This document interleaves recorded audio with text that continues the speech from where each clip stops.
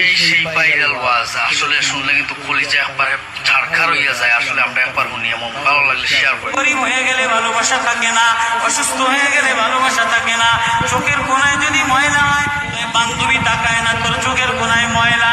নাকের কোনায় যদি ময়লা হয় তো বন্ধু বান্ধবী তাকায় না। এখানে যদি একটা ফোড়া হয় তো বন্ধু বান্ধবী তাকায় না।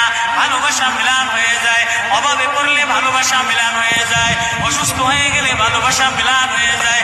আল্লাহ বলে আমার কোনো অসুস্থ, আমার কোনো অসময় গোলাম জামা ময়লা হয়ে গেছে, চাদর ময়লা হয়ে গেছে, হাসপাতালের কোনায় হাসপাতালের ফ্লোরের মধ্যে পড়া, গার মধ্যে ঘা দিয়া ভরা, লিভার নষ্ট হয়ে গেছে, দুর্বল হয়ে গেছে।